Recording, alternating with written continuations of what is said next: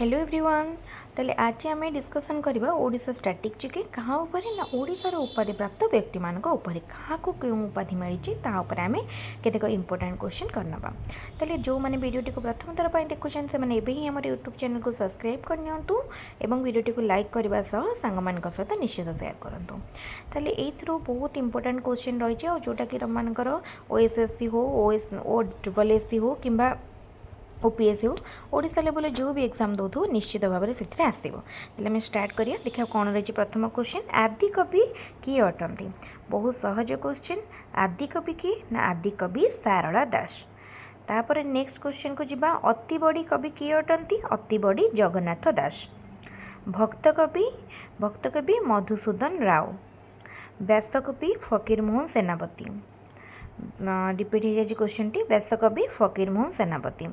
बाणीकंठ किए बहुत माने इंपोर्टेंट क्वेश्चन कहीं कहीं जो माने बाणीकंठ उपाधिटा सहित आम कम आक्वेंटेड जो आम ओडिया साहित्य पूर्व पढ़ी सब ना तो पढ़ी बाणीकंठ उपाधि क्या मिली ना बाणीकंठ हूँ निमाई चरण हरिचंदन को मिली बाणीकंठ उपाधि।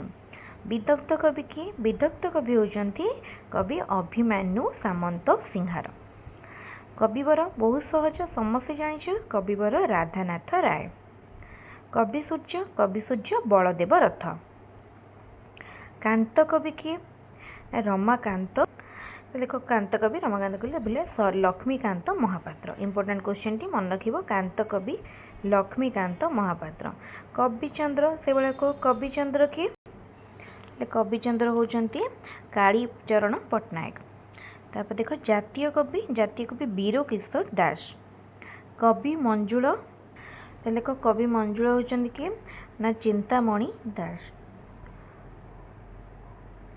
तापर किशोर कवि ये किशोर कवि किशोर कवि हेले श्याम सुंदर दास। ये जो कहले कवि शेखर ये देख कवि गोटे अच्छी कवि मंजुल होचंती कृष्ण प्रसाद बसु। तापर आछि कवि शेखर। तापर कवि शेखर पर किशोर कवि देख श्याम सुंदर दास होचंती किशोर कवि। कवि सम्राट उपेन्द्र भंज। सन्थ कवि भीम भोई। ये आमर सरीगला केतेक इंपोर्टेंट क्वेश्चन। वीडियोटी को भल भाव देखिए बहुत ही सर्ट वीडियो बहुत कम टाइम भितर अधिक क्वेश्चन कवर करने ये छोट छोट वीडियो माध्यम बहुत इंपोर्टेंट क्वेश्चन आम डिस्कसन करवा। वीडियोटी भल लगे लाइक करने सहित निश्चित भाव में सांग सहित शेयर करूँ एवं चैनल को जो मैंने पर्यटन सब्सक्राइब करना से सब्सक्राइब करनी। वीडियोटी रखा। Thank you.